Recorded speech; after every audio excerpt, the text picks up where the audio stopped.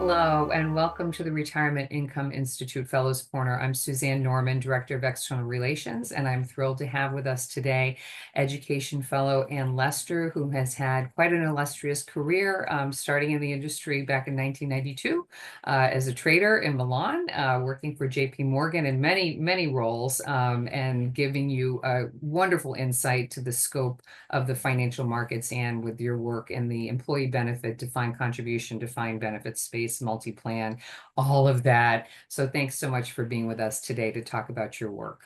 Thank you, Suzanne. So let's take it away.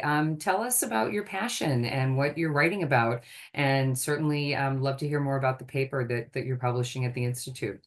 Well, I have spent over 30 years of my life, I guess it's almost 35 now, really focusing on helping people save and invest for retirement. And I retired as head of retirement solutions at JP Morgan Asset Management 5 years ago in 2020. And I had as my main priority writing the book that you can see behind me, called Your Best Financial Life. And what I really wanted to do was help people understand how they can do a better job saving. And I learned so much writing the book about how people navigate their own behavioral biases or don't navigate them. But also in the process of writing, I learned a lot about how financial services professionals don't actually do a very good job connecting with our clients, even though we think we're using language that is clear and helpful.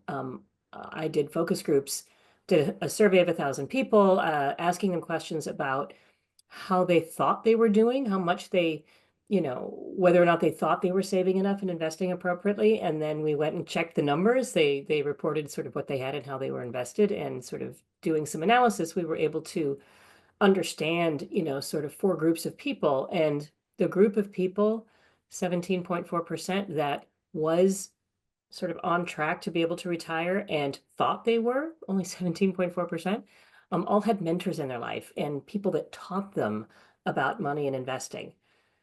And what I heard from the other 22.6% is that they feel completely alienated and dismissed and disregarded and ignored by the industry, and carry a lot of shame around with them. So, the big takeaway for me in writing the book, in addition to getting this book out there and helping people understand how to do it themselves, was actually a big pivot for me personally, which was how to stop sounding like an expert and how to start connecting with human beings and help them understand and connect more effectively to their money, and their emotions around money.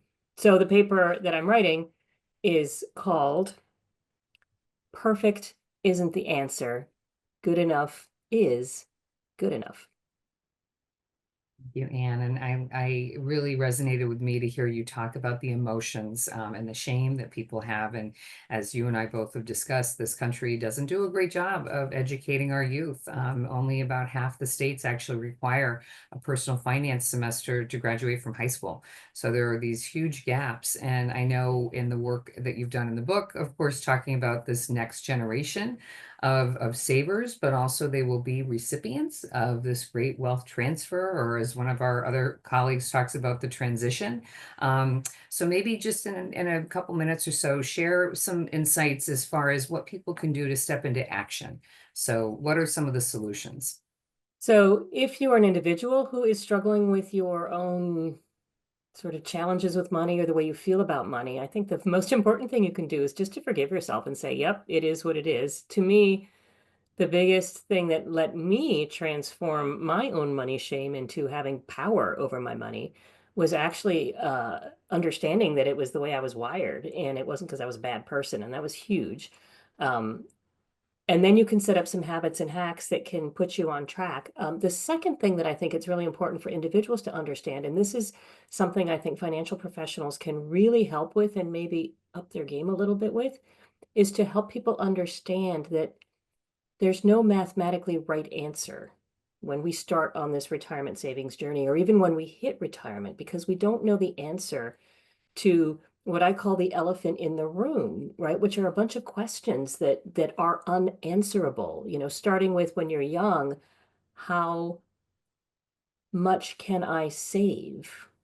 You don't actually know that when you're 25. I mean, you can try to save as much as you can, but you don't know what the number's going to be. How long will I work?